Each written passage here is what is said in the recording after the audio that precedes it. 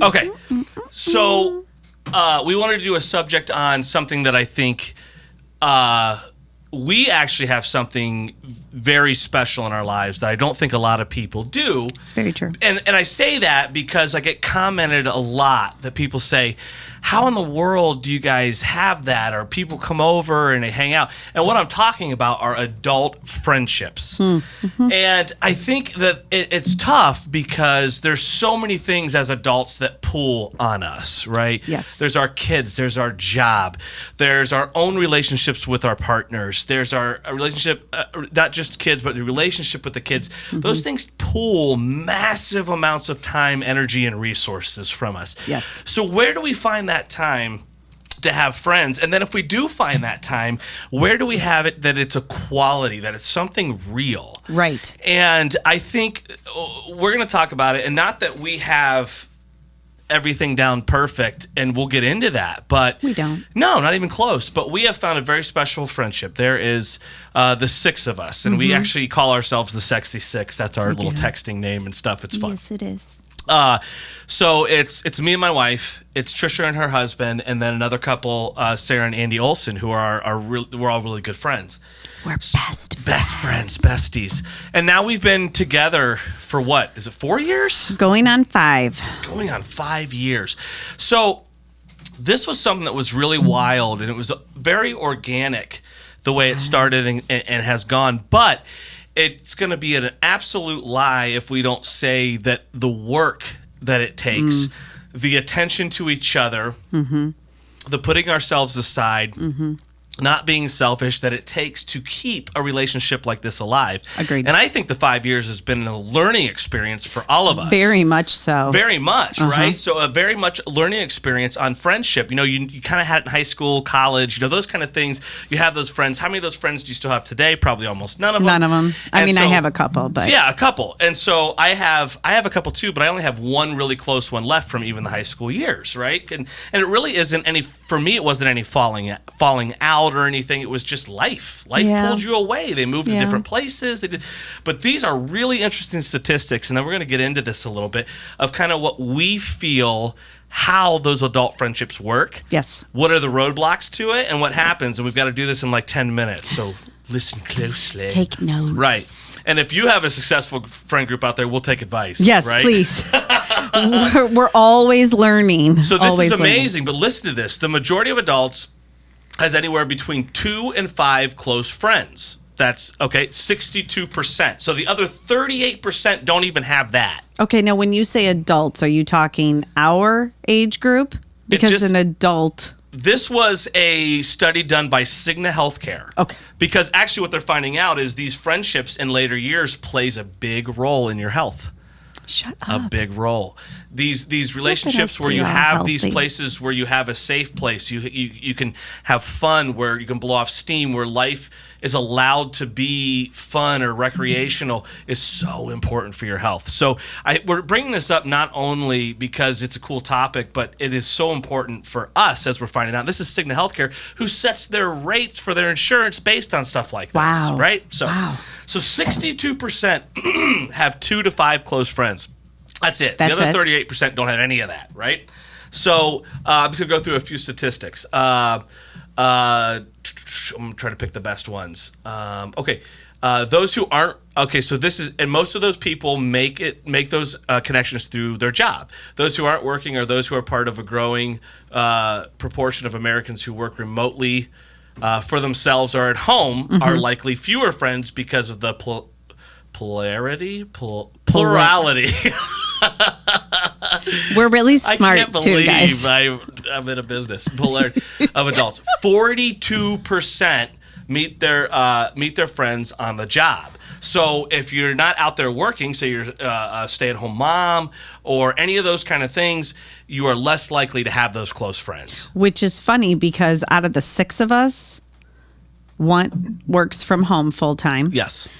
2 of us are stay-at-home moms, and the other 3 are outside of the house. Yes. Isn't that wild? That's weird. We have such a diversity. But listen to this. The interactions Americans have with their neighbors, those who live within easy walking distance, which happens either weekly, 39%, or daily, 28%, are usually friendly, but consist mostly of brief greetings with very little interaction. Well, that's how we are with most of our neighbors. Right.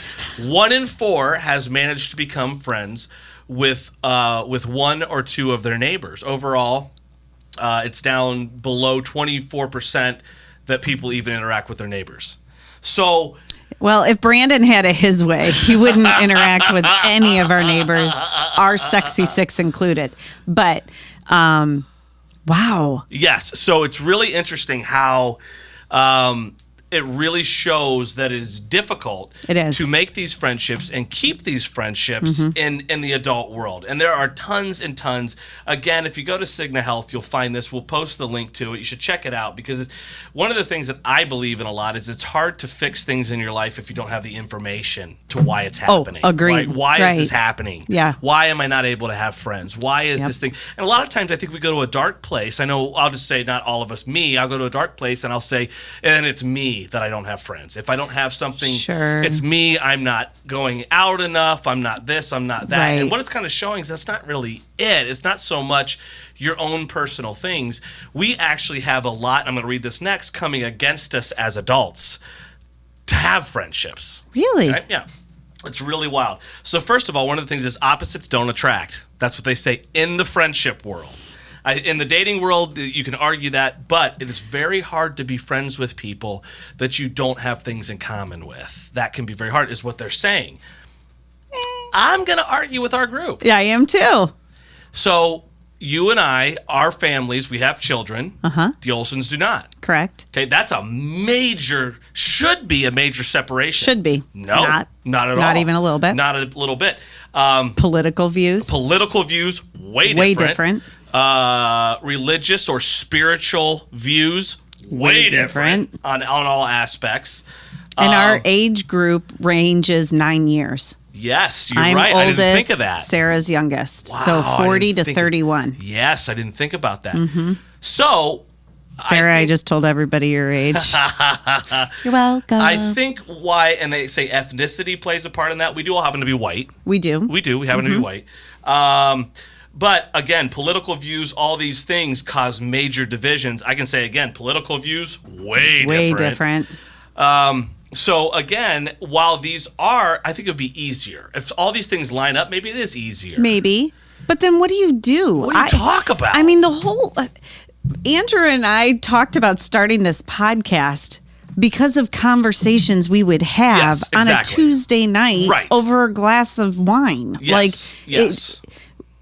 But the conversation, if all of your ideals are the same and all of your values are the same, what are you talking about? You just walking around patting each other on the back all the time? Yeah, I don't really understand that. And for me, I don't enjoy so much the friendships where you don't grow, where you're not challenged, where there's not those things. But again, I think we have formed something really different. While we are challenged, we also keep out a judgment. And I don't mean we all judge. Everybody fucking judges. It's what happens. But I mean the judging that says, I don't want anything to do with you. Yes, that is very true. We do not We realize do that we're human beings, and those things happen. Now, another one. So we've got kids, jobs, political views, all these things that can keep you apart. The other one that gets really hard is men and women friends when you are married.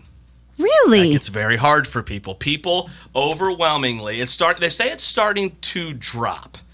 But a large percentage, let me make sure I have this right, a large percentage still thinks that men and women cannot be friends if you are married or in a long-term relationship. You cannot have a friendship with somebody of the opposite sex. And I'm going to get into that a little bit later, but that's another one, okay? Although I will say that once we started this podcast, I've had a lot of people go, so you and Andrew, how does Eileen and Brandon feel about that? And I'm like, oh, they're great because they don't have to be involved in this shit. They're like, look, Trisha and Andrew can go do their crap that we have no desire to do. And then it keeps them off our back to do things like that. Sure, right. Sure. So. Yeah, and again, we've talked about this on the show. You know what? I'm going to hold off because I'm going to that part. Okay. So I'm going to hold off on that conversation. Holding off. Right now, I'm just trying to get everything out there. Got it. So another thing, too, is what's really wild is even in these friendships, 62% of these people in these friendships still claim to feel lonely. So even though they have this close friend or they've done this and they're in that percentage where they have them, they still feel lonely. Like they're facing life by themselves. God, that is one thing that I will say over the course of the 5 that we've all known each other, that has completely started to dissipate. Yeah. Is that a word? Sure. Because I myself suffer from depression. So do I. Right. And both of our spouses are anxiety ridden. Right. Yeah. So we're depression ridden. They're anxiety ridden. And so obviously with depression comes that, that overwhelming sense of I'm alone in everything. Yes. It doesn't matter how little or how big it is. I'm alone. I'm facing this on my own. Nobody can be there for me. Nobody can help me. Right. And even if they wanted to, I don't have anybody to do that for me. But being friends with the 6 of us, regardless of what I'm going through, there's always somebody that I can turn to and say, hey, this is what I'm dealing with. Oh, yeah. And immediately I've got somebody going, what do you need? What can I do for you? Absolutely. I've also been there. This is how I did that. Yep. Maybe it won't work for you, but we'll find something. Yep. I feel less alone the more time that goes by. Agreed. So that makes me very sad to think that there's that high percentage of people. Yeah, but you know what that's leading me to think is that these aren't the friendships that we think they are, or maybe other people think they are. It's somebody to talk to on the weekend. It's someone to chat sports. It's someone to say, hey, my kid's in kindergarten, so is yours. How's your life? But are they the real relationships that actually mean something more than topical conversation? Because, and I'm going to give 2 instances in our lives of this, and this is a little bit personal. I don't think they'll mind, but I hope not. So for me, I'm going to take it from the side of one time we thought one of my daughters, Eve, was having appendicitis. Yes, that's appendicitis. Right. Mm-hmm. You guys weren't home. Nope. And we called Andy and Sarah, and I was telling Andy, buddy, I got to get my daughter to the hospital and our dogs. And I'm standing at the front door and I'm still on the phone and I'm watching him in his socks jog down to my house to watch the rest of the kids and the dogs. Okay, that's different. That doesn't make me feel lonely. Right. And then we had another one, and I'm just using the guys as, for instance, we were on vacation. My daughter was old enough to be home for the first time. We were only gone for a day or 2. And we had a backup and a leak. That's right. And I called Brandon, and I'm like, dude, something is leaking. The toilet, something's wrong. And he beelined straight down to check it out, make sure Esther's okay, make sure everything's going on. See, I can't feel lonely in that. Yeah. That feels... So what are these friendships that people are having that they still can feel lonely?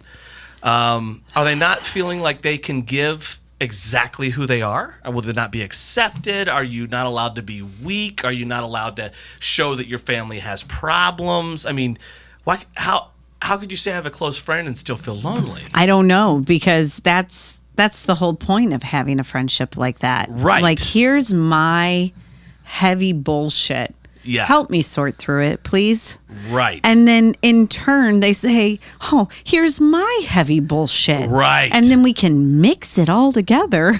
Yeah. And start sorting it out. Yes. I mean, and I cannot imagine at this point in my life trying to put forth the energy into a friendship that would leave me wanting after the day is over. Yeah, I don't exactly. I toyed with friendships like that in my early 30s, even my mid to late 30s, and I will say that Courtney has done a fantastic job. Courtney! We love you, Courtney. We do love you, Courtney. She's done a fantastic job helping me figure out what my core values are and how to match that up with other people. Yeah. So that I am not expending energy on friendships that are maybe not genuine. Sure. Maybe they're one-sided. Yeah. Things like that. So maybe at this stage in my life, I've done the work, so I know what to look for in a friendship. Right. But let me read a few of these things because I think you're right on the exact track that they're saying for being able to do this. And these are reasons that people give. This is off of Life Hack, and I'll give you what the other one is in a minute. But this is really neat. This is what adults usually give as their excuses not having friends. Okay. The first one is, what if they don't like me? Isn't that funny how that does not change, it doesn't change from when you're a kid? No. We all have such a desire to be loved and accepted for who we are, right? The other one was you're afraid to reveal who you really are. Yeah. And it's so true. You're afraid once that person sees that I am not perfect, and I've got problems, and my family is not a Facebook family. I'm going back to Facebook. Go back to Facebook. That they're not going to want anything to do with me anymore, right? And so the other one is you can't acknowledge that you actually need people. And I think that gets very hard for adults because we go out, we get our career, we make our way, we usually find a life partner, we've had kids, we've had to muscle it out, we've figured life out, and so it can get to be very self-reliant. And I won't go into it all because we don't have time, but they're talking about what we don't understand in our psyches, in our, whether you believe in spirit or heart or whatever you believe in, you need that other part. You need people. You do. You need people. You need somebody that you can communicate with and share things. Well, I will say this. When I first met Eileen, she was the hot new neighbor that moved into the neighborhood. That's how I referred to her because I didn't know her name. And she referred to me as Bus Stop Trisha because I was the bus stop mom. So I was there making sure all the kids were getting on the bus and whatever. There were no problems. And one day we were walking home from the bus stop and I said, hey, do you want to have coffee? And she was like, sure. And it was literally like a first date. Yeah. Yeah. And I think that is really what jump-started the six of us because Eileen had already started talking to Sarah. Yeah. And you had already started talking to Andy. Yes. And Brandon and I were still kind of on our little island over here. And Eileen just happened to be the only other mom at the bus stop that morning. And so we sat in my garage. I pulled out 2 folding chairs. We sat down with our coffee and we literally went through so what's your last name? What's your husband's name? How long have you been married? Yeah. How old are your kids? What do you do? What do you like? What do you don't like? And by the end of our first coffee date, which we've had thousands since, we knew kind of the basis of the person that we wanted to kind of be friends with. Yeah. And it was still so awkward. And it was, it felt weird. And I was embarrassed. And like, she showed me this video. It was the video of that show that you guys watched. And there was the kid who was coming out. He was Indian, I think. And Skins. Great show. So she had showed me this clip. And I'm watching it, and things like that get me, and I just immediately start crying. So I'm crying. I'm mortified that I'm crying over this clip, and she's holding it on her phone, and I'm standing behind her trying to get rid of my tears. And she turns around and looks at me, and she's crying, and I was like, in a moment. I may have found someone. I found somebody that's going to cry at the same crap I cry at. Yes. So, I mean, but that was kind of like, you almost at this point in your life have to have first dates with people. You do. To see if you guys are compatible even as friends. I agree. I mean, again, it's funny because I didn't share any of this with Trisha, but she's following along right with what this is talking about. And I think so again, being afraid to people see who you are and acknowledging that you need people, and it says also the last one is it can be hard to break the loner habits. And I think one of the things is that you said right off the bat, and I can think back to almost every one of our first encounters, for some weird reason we just decided to be exactly who we are in the moment. Yep. Now, what I've learned from that is I'll never not do that again. With an adult, cut out all the bullshit. Just cut it right out, and you could see so quickly and it's not even a bad thing. You'll talk to somebody and you let it all out, and you see they're not really interested in it. Great. They're probably still a great person, but it's not going to be that type of relationship. Right. So it's not having the fear to put yourself out there, but I think it's also getting to the point where I am going to be who I am, and I'm going to look for that person who's going to be the same way. And I think there also has to be a lot of understanding, forgiveness, and you have to be able to talk. Yep. You have to be able to say things. Any relationship where you're not free to say what you need to say is going to be a very bad Yes, it is. thing. So you also have to be, which in our group of 6, we have some very opinionated people. Oh, man. And our opinions very rarely match up. Right. Which is why we have such amazing conversations. Yes. But you have to be willing to step back and go, yeah, we're going to have to agree to disagree because we're not going to get anywhere from here. Yeah, we're not. And our group is really good at that, where we're just like, listen, okay, so we're agreeing to disagree. I will never see it from your point. You will never see it from my point. Right. Still love you. Yep. But we're just not going to talk about that right now. Yeah, that's not something we're going to come to an agreement on. But it doesn't change the fact that I care very deeply about you. Yep. I love you. I love your family. Yep. I love all these things.